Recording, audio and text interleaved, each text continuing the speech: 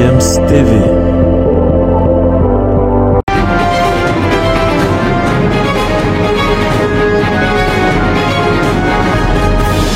Bienvenue sur GFM TV, c'est encore un plaisir renouvelé de vous savoir nombreux à l'écoute de nos programmes. Vous êtes sur Sport Matin et le tirage sort des matchs de coupe de la Coupe de la CAF de football, ce qui s'est donc tenu hier lundi.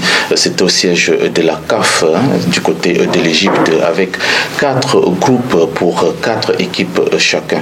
On a donc dans le groupe A le Wydad Athletic Club de Casablanca, tenant du titre, qui sera donc avec Petro Atlético de Luanda, l'équipe angolaise. On aura également les Algériens de la jeunesse sportive Kabylie, sans oublier l'AS Vita Club de la République démocratique du Congo. Dans le groupe B, on va vivre, n'est-ce pas, des compositions avec Al Ahly du Caire du côté de l'Égypte, les Mamelodi Descendants d'Afrique du Sud y seront également, sans oublier Al Hilal du Soudan et bien sûr les Camerounais de Coton Sport de Garoua.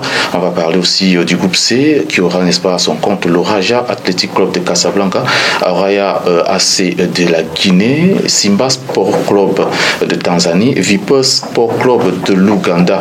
Et puis dans le groupe D, on va, n'est-ce pas, avoir l'Espérance de Tunis, le Zamalek du Caire, les Algériens de RCR Belouizdad ou encore les Soudanais de Al-Merrek Sporting Club.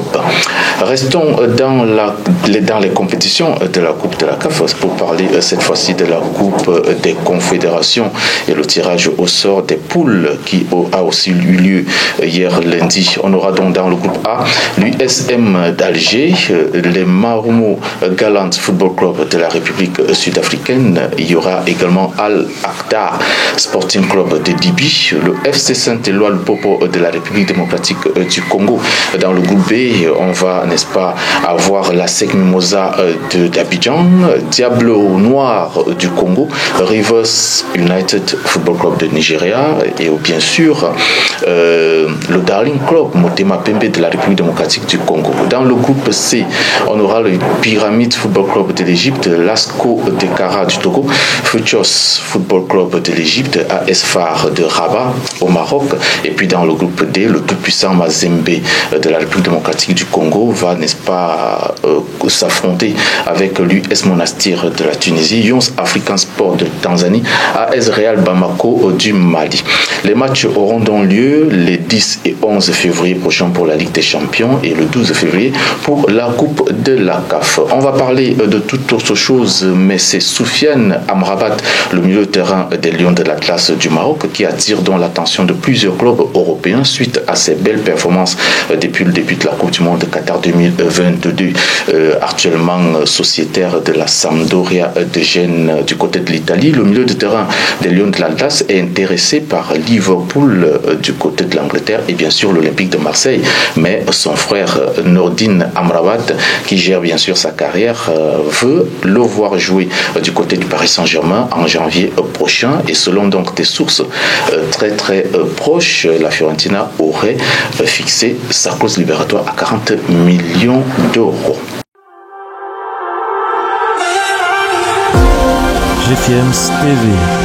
Après cette transition, on revient donc sur le plateau de GFM TV avec, n'est-ce pas, votre émission Sport Matin. On va vivre dès ce mardi les matchs des demi-finales de la Coupe du Monde Qatar 2022 avec la rencontre Croatie-Argentine. D'un côté, on aura donc Lionel Messi, meilleur buteur de l'histoire du football de l'Arabie Céleste, et qu'il compte déjà désormais 95 buts. Il a, n'est-ce pas, surclassé Diego Armando Maradona. Et puis, c'est le joueur le plus capé en sélection avec 170 apparitions. De l'autre côté, on aura Lukas Modric, le capitaine de cette équipe croate, avec plus de sélections que tous les autres. Il a 160 sélections et il veut offrir à la Croatie sa toute première Coupe du Monde de football après la finale malheureuse perdue, n'est-ce pas, en 1998.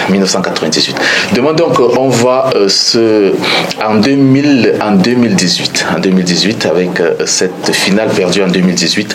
J'y arrive. Demain donc on va se régaler avec le choc Maroc-France, un tout petit peu particulier, une rencontre qui va donc opposer deux copains, deux amis, Achraf Hakimi du côté du Maroc et son ami Kylian Mbappé du côté de la France. Les deux joueurs évoluent du côté du Paris Saint-Germain et sont très très proches. On a d'ailleurs vu Kylian Mbappé aller féliciter Achraf Hakimi lors de leur victoire face à l'Espagne. Il est allé à l'hôtel des Lions de l'Atlas pour féliciter son ami. On va donc, n'est-ce pas, vivre une finale inédite, peut-être pour encore plus entrer dans l'histoire du côté du Maroc, qui peut-être, pourquoi pas, peut caresser le rêve d'aller en finale et même remporter cette Coupe du Monde. C'est terminé avec Sport Matin. On se retrouve vendredi prochain avec une autre sortie, certainement avec les résultats de cette demi-finale de la Coupe du Monde Qatar 2022. À très vite.